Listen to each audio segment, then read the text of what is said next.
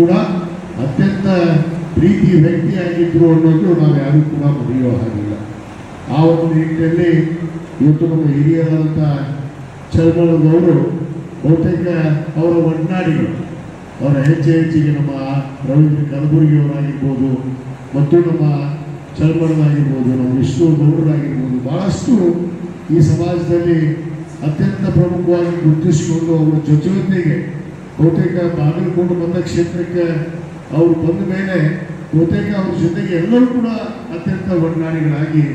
ಇಲ್ಲಿ ತಾವೆಲ್ಲ ಭಾಗವಹಿಸಿದ್ರು. ಇವತ್ತು ಅವರ ಅಕಾಲಿಕ ಮರಣದಿಂದ ನಾವೆಲ್ಲ ಒಂದು ಕಡೆ ನೋವು ದುಃಖದಲ್ಲಿದ್ದೀವಿ, ಒಂದು ಕಡೆ ಚುನಾವಣೆಯನ್ನು ಎದುರಿಸುವಂಥ ಸಂದರ್ಭ ನಮ್ಮ ಮುಂದೆ ಬಂದು ನೋಡಿವೆ. ಆ ಒಂದು ನಿಟ್ಟಿನಲ್ಲಿ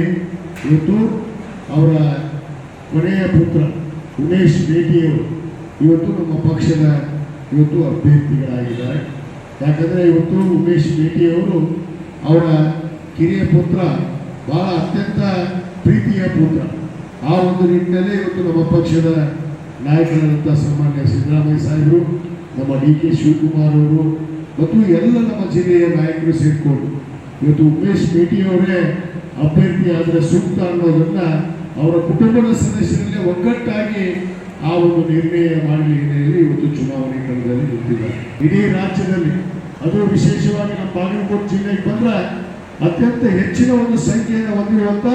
ನಮ್ಮ ಹುಡುಗನ ಮತಕ್ಷೇತ್ರ ಆಗಿರ್ಬೋದು, ಬಾಗಲಕೋಟೆ ಜಿಲ್ಲೆಯಲ್ಲಿ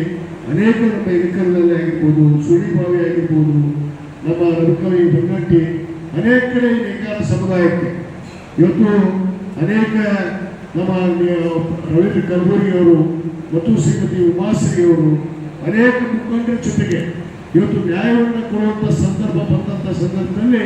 ನಾನು ಕೂಡ ಅವರ ಜೊತೆಗೆ ಹೋಗಿ ಇವತ್ತು ತಮ್ಮ ಪರವಾಗಿ ನಿಂತಿದ್ದು ಇವತ್ತು ನೇಕಾರ ಸಮುದಾಯಕ್ಕೆ ಇವತ್ತು ಕರ್ನಾಟಕ ರಾಜ್ಯ ಸರ್ಕಾರದಿಂದ ಅನೇಕ